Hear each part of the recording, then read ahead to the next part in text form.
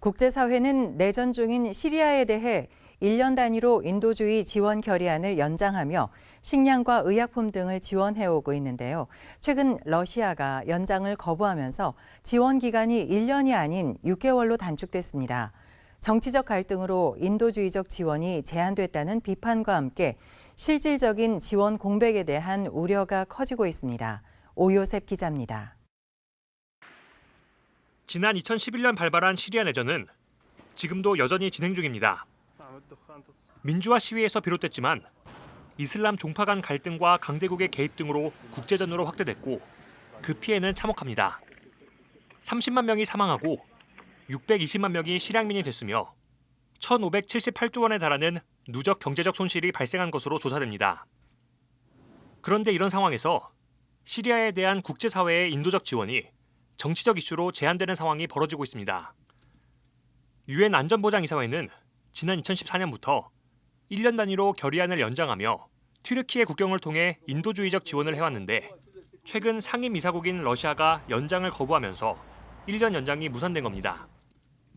러시아는 대신 6개월 연장 후 갱신한다는 제안을 했고 미국과 영국, 프랑스가 반대하며 불발됐지만 시리아의 마지막 생명줄이 끊길 위기 앞에서 결국 6개월 연장으로 최종 결의할 수밖에 없었습니다.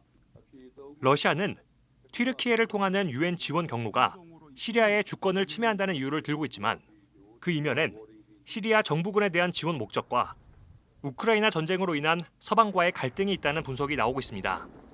월드비전 등 지원 단체들과 국제사회의 우려도 커지고 있습니다. 2013년부터 시리아 지원 활동을 펼쳐온 월드비전은 성명서를 발표하고 인도적 지원 없이는 생존이 불가능한 시리아 상황에서 유일한 지원 통로마저 제한을 받게 됐다며 큰 실망과 우려를 전했습니다. 월드비전은 1년이란 시간은 인도주의적 지원을 위해 필요한 최소한의 시간이라며 내년 1월이면 또다시 6개월 연장을 위한 협상과 투표가 진행돼야 하기 때문에 지원 기관들의 대응 계획 수립과 실행에 어려움이 있다고 말했습니다. 특히 혹독한 겨울 실향민들이 생존에 필수적인 지원을 받지 못할 위험에 처하게 될 수도 있다고 경고했습니다. 안정적인 인도적 지원이 가능하도록 최소 12개월을 이제 요청을 했던 건데 이제 국제사회가 정치적인 이슈로 갱신할 때마다 이슈가 되는 거고 인도적 지원하는 건 정말 생명과 직결된 그런 활동들이잖아요. 1월에 돼서 이게 결의안이 만약에 갱신이 되지 않는다 아니면 또 6개월 이런 식으로 돼버리면은 지속적인 그런 지원이 힘들어지게 되는 거죠.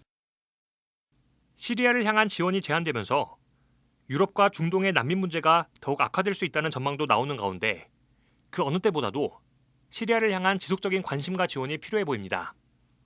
CBS 뉴스 오요섭입니다.